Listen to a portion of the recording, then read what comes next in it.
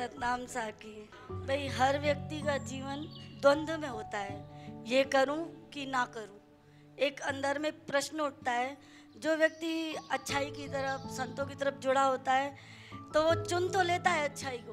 भाई ज़्यादातर तो हम कहें दूसरे हवा खाएं, तो और पर जो सच की तरफ चल पड़ता है तो उसके हृदय में होता है कि मैं अच्छा ही चुनूं। अब उसने चुन तो लिया लेकिन उस पर टिका नहीं, तो उसकी ये कश्मकश उसे द्वंद्व में करती है, परेशान। ये द्वंद्वता अंदर बहुत तकलीफ देती है। समझ में नहीं आता कि हमने ये अच्छा चुन के सही किया कि गलत किया, क्योंकि सत्य में कठिनाइयाँ आती हैं, परेशानियाँ आती हैं। वो जो परेशानियाँ हैं ना, वो टिकने नहीं देती सत्य पे। क्या करें उसके लिए? बड़ी सुंदर बात संगीता ने पूछी है। बात संगीता की नहीं है, आपकी है। बहू को जाना है संगत में, अब सासू माँ से पूछ रही है कि जाऊं कि नहीं जाऊं। वो कहते कि नहीं जाओ। और संतों का कहना है भाई आओ, अब हम धर्म संकट में आ गए, जाएं कि नहीं जाएं।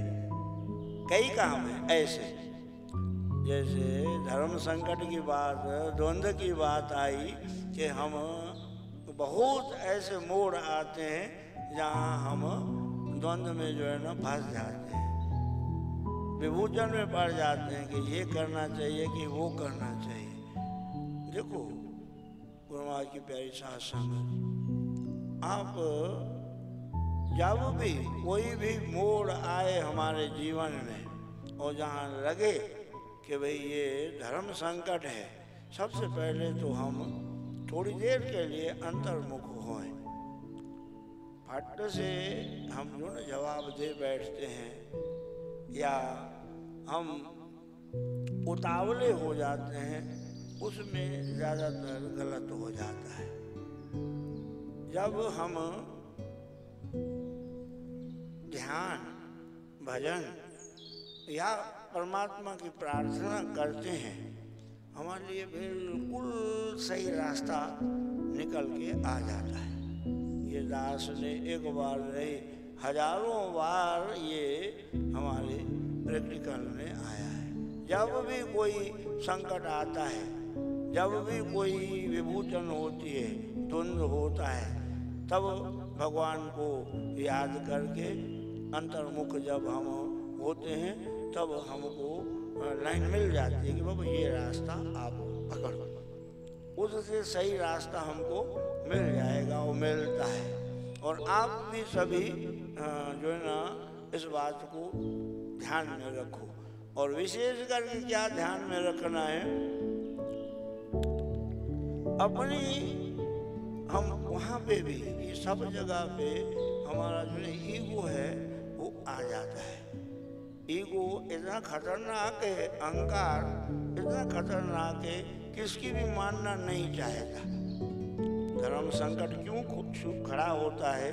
बुरा नहीं मानना, जितने भी बैठे हो। मेरे मन में आया कि मैं करूं, मेरे को मेरे बड़े भाई साहब ने बोल दिया कि नहीं आप नहीं करो। बड़ों की आज्ञा मान के हम बैठ जाएं तो कोई बुराई नहीं है।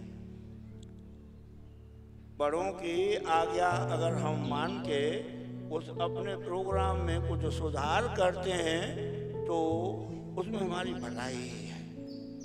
जहाँ कोई भी आपको दिक्कत हो, आप कहोगे कि जो है ना, बड़े कहेंगे कि तुम जो है ना ये काम ना करो, परमारथ भी ना करो, वहाँ थोड़ा सुधार करना है, वहाँ सुधार करना है बात का।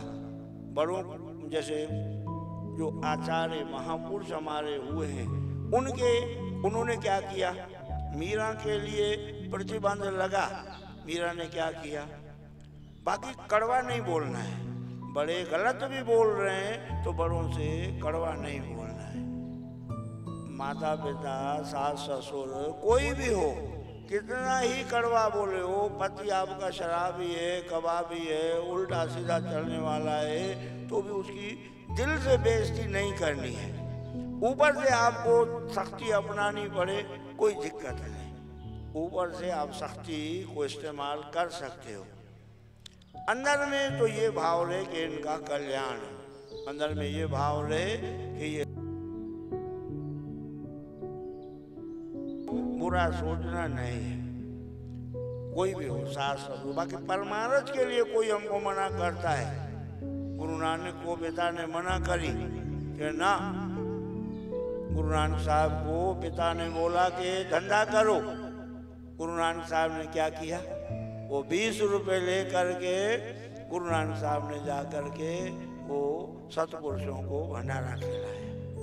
मीरा लिखती है चिट्ठी गोस्वामी तुलसीदास महाराज के पास कि भाई आप जो है ना मेरे सब बेरी हो गए, मेरे बेरी हो गए, मेरे को भजन में नहीं जाने दे रहे। तो गोस्वामी तुलसीदास जी महाराज ने कहा, जहाँ को प्रिय न राम वेदे ही तजिए ताहे कोट बेरी सम यद्यपि परम सने। तो परमार्थ में जब द्वंद्व हो जाता है, उससे महापुरुषों का मार्ग हमारे लिए कल्याणकारी है। सीधा सा प्रश्न ये डिटेल से बताता है, इसलिए कि आपको बात पूरी तरह से क्लियर समझ में आए। जवाब इतना ही है कि जब भी द्वंद्व में आप फंसो, महापुरुषों का मार्गदर्शन आप ग्रहण करो तो जवाब सही, आपको दिल वाला जवाब आ जाएगा, कल्याण वाला रास्ता आपको मिलेगा।